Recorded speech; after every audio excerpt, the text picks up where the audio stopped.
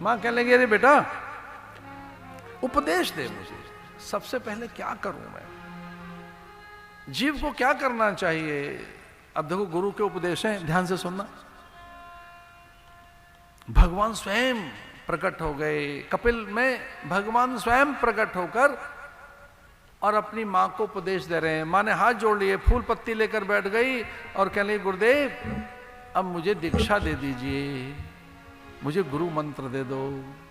अब गुरुदेव क्या कह रहे हैं, तितिक्षवः कारुणिका सुहृदय सर्वदेहिनाम अजात शत्रवः शांतः साधवः साधुभूषणम।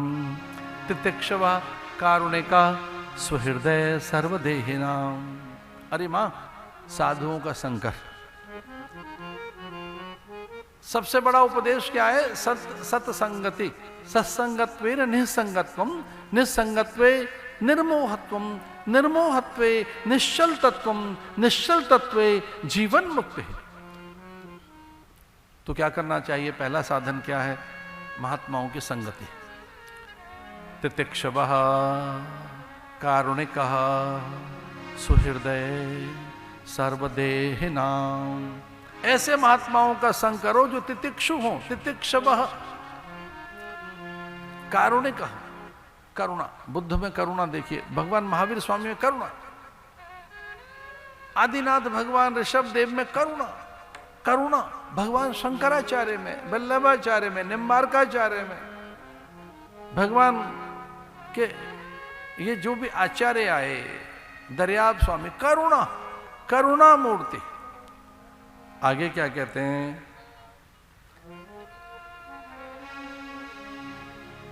शांता साधवा कुलभूषणम साधुभूषणम।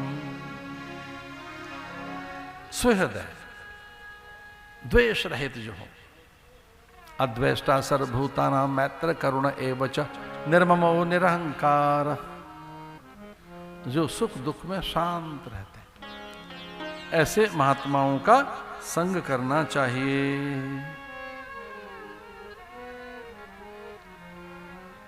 मदाश्रया कथा दृष्टा शृण्वन्ति कथयन्ति च।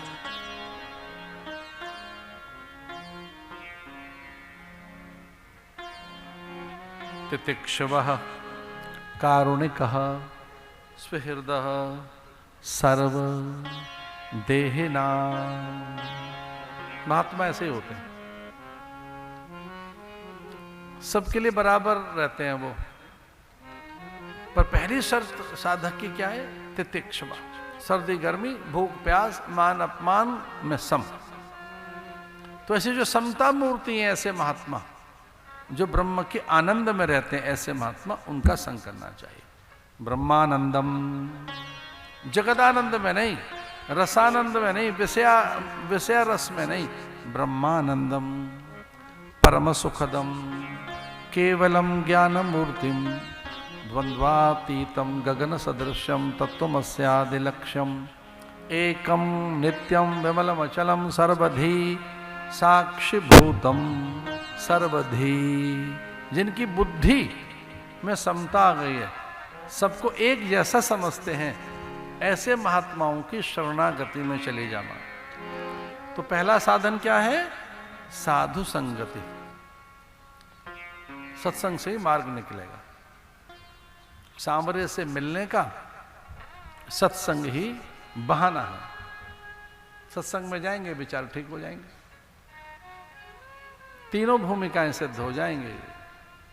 त्रय भूमिका कौन कौन सी, अगर आप उपासक हैं तो उपासना विधि सीख लोगे, कर्म योगी हो तो निष्काम कर्म में निष्णात हो जाओगे, और आप ज्ञानी हैं तो वेदांत का बोध हो जाएगा, वेदांत का बोध। इसलिए सत्संग में सबकी भूमिकाएं अपने आप प्रकट होने लगती हैं, और कई बार तो हमको पता ही नहीं लगता। कई साधकों को तो पता ही नहीं होता उनका सिद्धांत क्या है। बड़े भोले भाले हमने साधक देखे, उन्हें अपने सिद्धांत का ही नहीं पता, उन्हें अपनी साधना की रीति नीति का ही नहीं पता। वो यही नहीं जानते कि किस प्रकार से पाठ किए जाएं, उपासना की जाए, किस क्रम से कैसे चलें, उन्हें क्रम का ज्ञान ही नहीं होता। अगर आप भक्त हैं तो आपके इष्ट की उपासना कैसे करें? कर्मयोगी हैं तो किस प्रकार से बंधन मुक्त होकर लक्ष्योन्मुख रहें? आप ज्ञानी हैं तो किस प्रकार से आप पंचदशी अथवा तो जो बड़े अद्भुत ग्रंथ हैं जैसे ये प्रस्थानत्रय, गीता, ब्रह्मसूत्र, उपनिषद, अगर ये तीनों श्रवण कर लिया जाए तो आपकी भूमिका सिद्ध हो जाएगी।